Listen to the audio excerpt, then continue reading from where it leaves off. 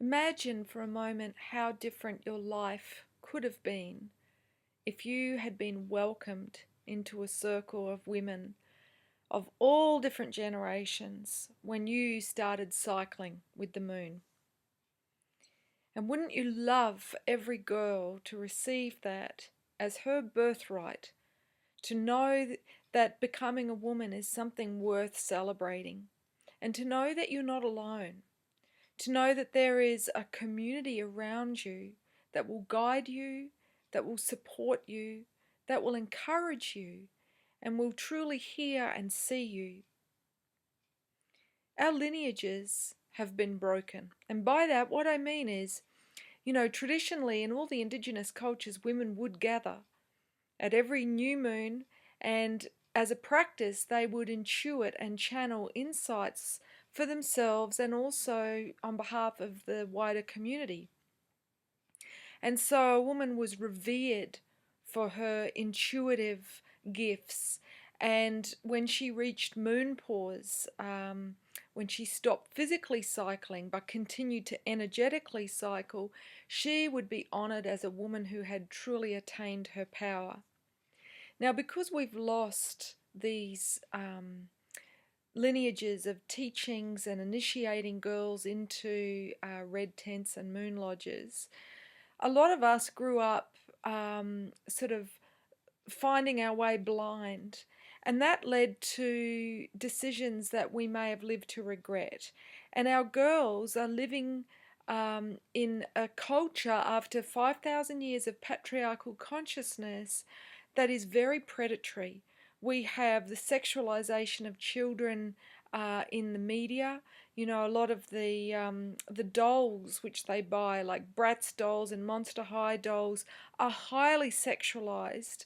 And also in the clothes that are available for tween girls, high-heeled shoes, and I've even seen Dora the Explorer French knickers for 3-year-olds in Kmart. So it's up to us as women to ensure that our girls are not just being mentored by popular culture and by their peers, because if that happens, girls end up making poor choices simply because they don't know any better.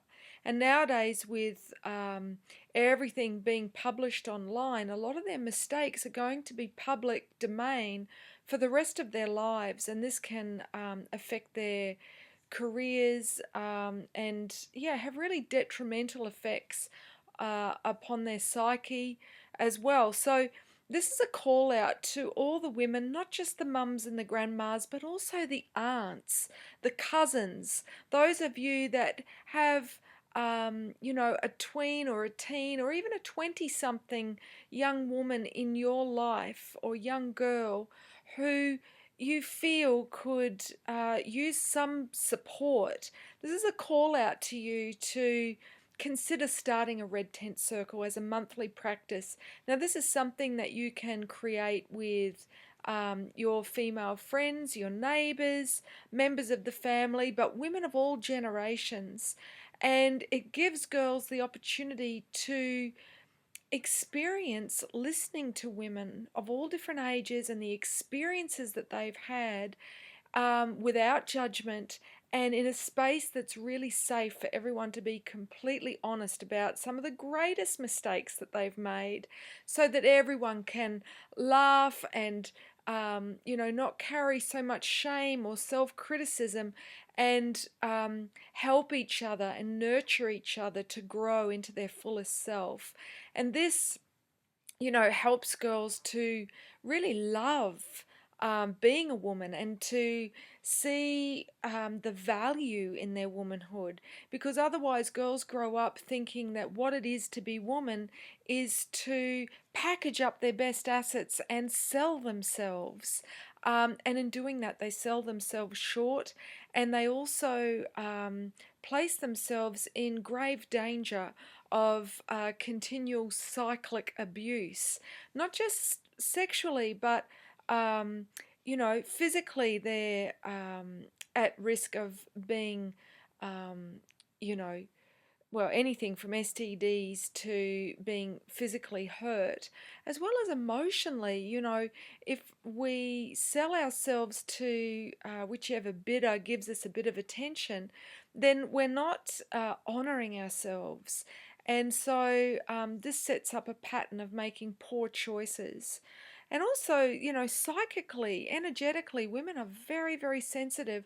So often we don't realize the repercussions long term of placing ourselves in a situation that really dishonors ourselves energetically and, of course, mentally. The ongoing self criticism and self judgment that can really wear down one's self worth if you choose to give yourself to the lowest bidder. Um, there was a pop song that I heard when I went to my women's gym this week, and it was, "Don't give me your heart, just give me one night and a pizza." And these are the lyrics that our girls are growing up dancing to on a Saturday morning on video hits. So again, the call is to us as women to create a network of support. So basically, the way I'm responding to this as a mum, as a woman, as a sister, is to seed as many women's circles around the globe.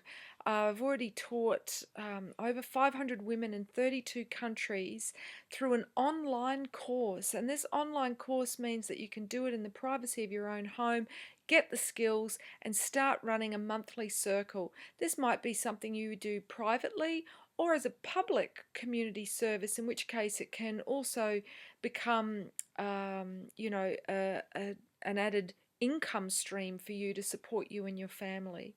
So do check out the web link below, and if you've got any questions, don't hesitate to email us about this powerful practice and how you can play a part in the phenomena that is the red tent.